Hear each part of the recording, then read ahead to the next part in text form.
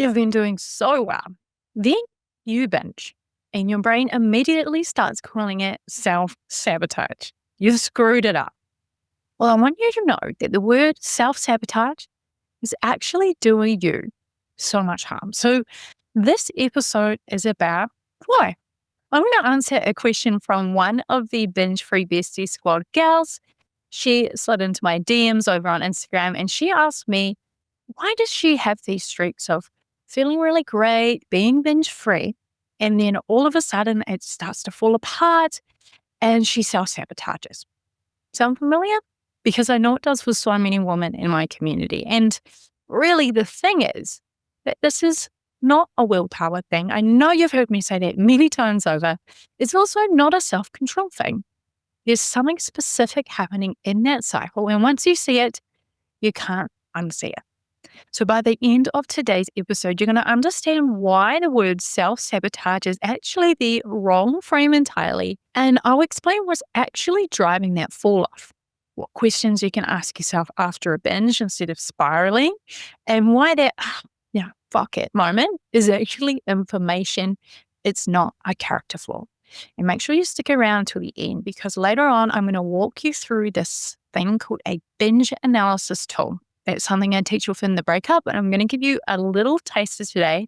It's one of the most practical things I know, and I'm going to give you a part of that tool for free. Hey gals, welcome back to Binge Free Bestie, the podcast where we ditch diets, break free from binge and emotional eating, and finally make peace with food and our bodies. I'm your host, Nick Garbedia. I'm a registered therapist who's been there herself. Binge eating, body shame, the whole exhausting cycle. I know it inside out. But here's the good news. Food freedom is totally possible, and my food freedom method is how you will get there. Every week on the potty, I'm going to be sharing real evidence-based tools from my therapy practice and my own recovery to help you to break up with binge and emotional eating and build a calmer, more empowered relationship with food. So, if you're done with the diet cycle and you're ready to reclaim your energy, your confidence, and your life, then you're in the right place. Hey Bestie, welcome back to the show. This is the podcast for women who are done with diluting themselves with diet culture's bullshit, and they are totally ready to go and be their whole vibrant selves.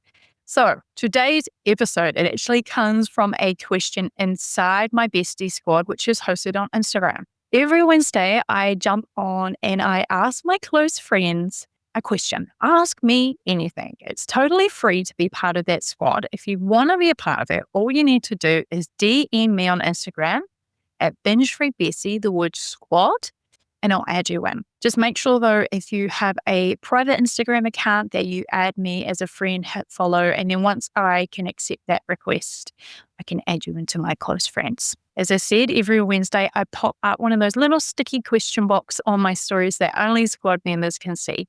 And you can send me any question you want.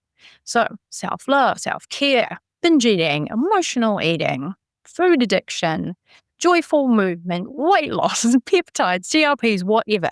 You ask what you want. And on Thursdays, I post in the private stories my responses.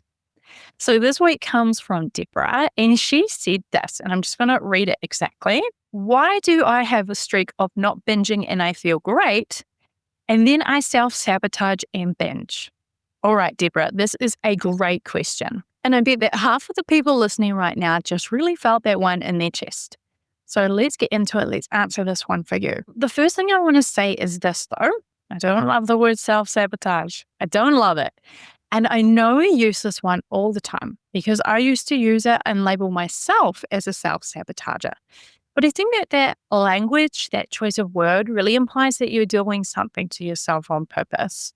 Like some part of you is out there throwing spanners at your own progress because you want to stay stuck.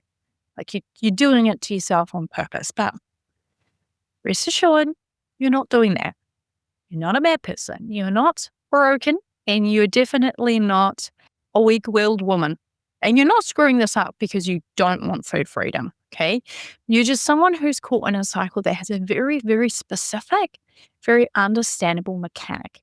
And once you understand those mechanics, you're going to stop blaming yourself and you're going to be able to keep moving. So first and foremost, I want you to drop the word self-sabotage. Drop self-sabotage altogether, and let's just call it what it is. It's a pattern, and patterns can be figured out. So let's talk about what's happening in this kind of a yo-yo situation that you're talking about, right? You're saying that you have a streak. You feel good, you feel great, you feel in control. Things are going good. And then something shifts. There's always something that shifts, right? Life's always shifting and changing. But that is a trigger to a binge. And then the binge triggers the shame. And so you start the whole thing again. And there are a few different things that could, of course, be driving this. And I want you to sit with each one I go through today. I'll just give you a few ideas because some of them are probably going to land. Maybe one, maybe all of them. So the first reason might be that there's still some restriction there. This is a biggie because it can be really sneaky, and restriction does not always look like being on a strict diet or a plan. It can look like just food rules that feel really normal to you. I mean, no eating after 8 p.m., no carbs at lunch, only having the good version of something, telling yourself you just have one. That's restriction. And when there's restriction in the mix, even if it's just subtle like those things I mentioned, your body and your brain will really start to push back against those things. It's going to push back with a binge. So was that you weren't trying, that you were sabotaging? No. It's just biology doing what it's supposed to do. It's keeping you safe. It wants to survive. So if you've had a good streak and then you've binged, the first question I want you to ask is, was I eating enough? Was there any food I was avoiding or limiting? And was my mindset around food maybe still a bit restrictive? Because if there are a few of those little rules in place, even those subtle, quiet ones, then rules eventually crack. And the crack feels like self-sabotage. But actually, it's just your body trying to get what it needs. Make sense? Okay. So next thing I want you to check on is, I just actually want you to name it. Name it that fuck it moment. You know, the one where you eat something that wasn't on the plan, or you eat a bit more than you're meant to, or something in your brain goes, well, fuck it. I've stuffed it up now. I'm just going to go full hog. I'm going to go all the freaking way. That's the binge happening, right? And again, you weren't really out of control. You chose the bucket moment because that is actually the all or nothing thinking kicking in and taking the wheel. Very black and white. It's a very common thinking pattern in a binge eater. And it makes so much sense when you think about where it came from. Because we were taught by diet culture that there are good days and bad days, on days and off days, cheat days, on plan. So that all or nothing thinking says, when we eat the cookie that was not on the plan, the brain doesn't say, yes, one cookie, that's fine. Your brain says, you ate the cookie, you've ruined this day, you've ruined the streak, I'm a failure, I might as well go all in. Cookie's not the problem, you're not the problem, the rule is the problem. The rule that says a cookie is a problem is the problem. So that fuck it moment is actually really useful information. That part of you that's saying, fuck it, throw it in the bucket. Hey, that rhymed.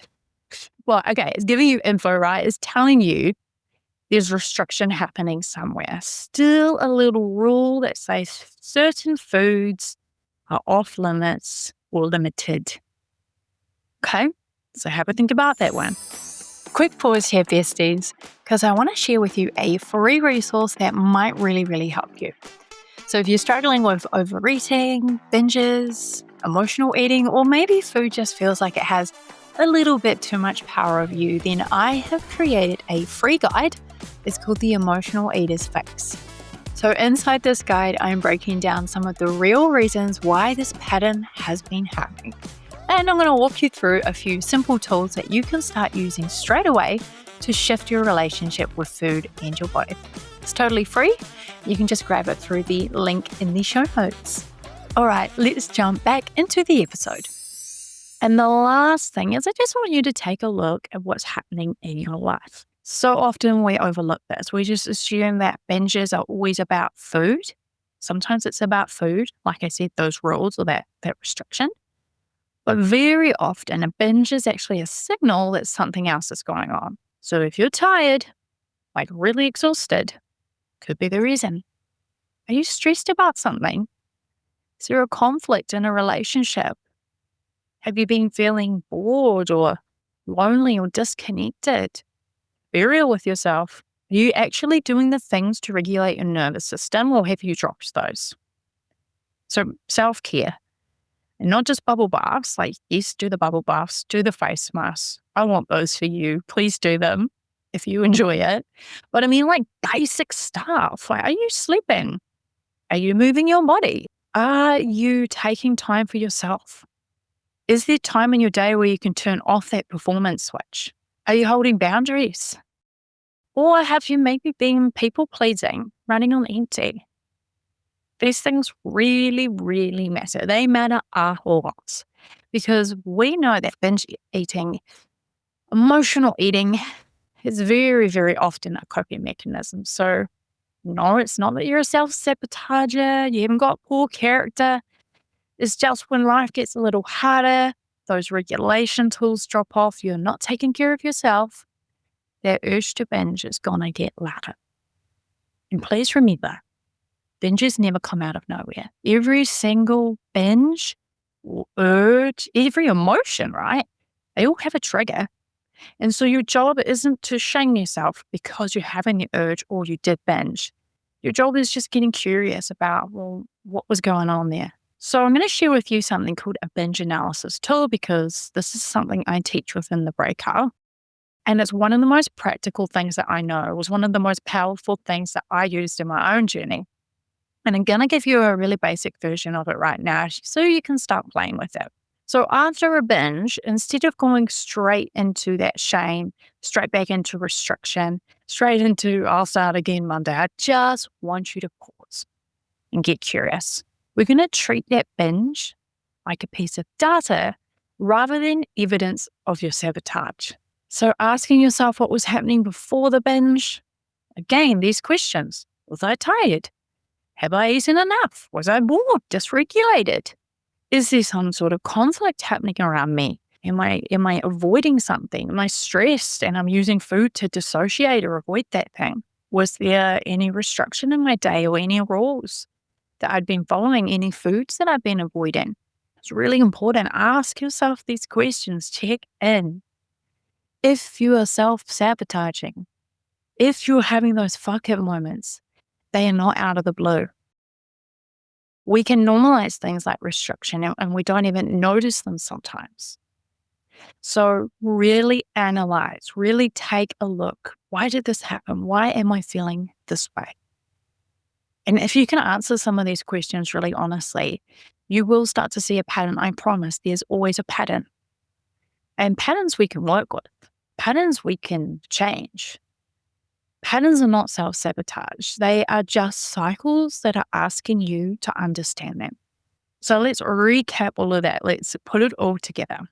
So, Deborah, and anyone else who's listening at this is resonating for, that yo-yoing that you're experiencing, that streak with the crash, is almost always one of a few things.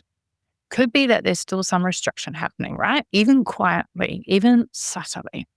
But ultimately, any sort of restriction is not sustainable. It's not a long-term thing. Maybe that all or nothing mindset is running the show. And that one imperfect moment triggers that fuck it spiral. Or maybe something is dysregulated in your life, right? And food is the thing that you're turning to because it works for you in the short term. And you may have noticed it's one of those things or maybe all. Cool.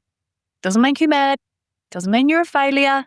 Just means there's a little work to do underneath the surface. And all of that work is 100% doable. Okay? Now, before I go, I want to come back to this question one more time and just reiterate it. Deborah said, why do I self-sabotage? So, Deborah, I'm offering you a reframe here.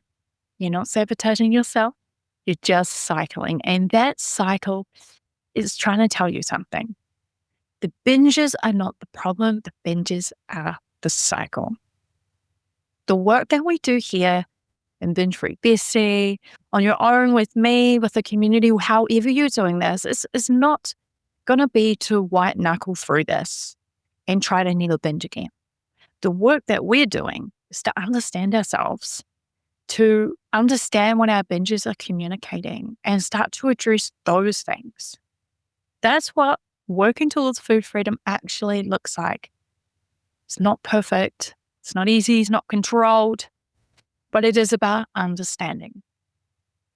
So if you enjoyed this episode and you want to send through a question, then you need to join the Bestie Squad. That's where I get these questions from. So just DM me the word squad to Binge Free Bestie on Insta. It's free. I post on there weekly. I give you a little behind the scenes of what I get up to in my life and what it looks like to be a woman who's living in alignment with food freedom. So make sure you join us. As I said, free, so you've got absolutely nothing to lose. I hope I hear from you in those DMs. Otherwise, I'll catch you next week, bestie. Ciao. All right, besties, that's a wrap for today. If you want to go deeper, check out the links in my show notes. You're going to find free resources, ways we can work together, and more details on my signature program, The Breakup. This is your roadmap to help you to break free from binge and emotional eating for good. If this episode has helped you, please hit follow or subscribe so you don't miss the next one. And if you're feeling extra kind, leaving a quick review really helps this podcast to reach more women who need it. Take care of your beautiful self, bestie, and I'll see you in the next episode. Ciao.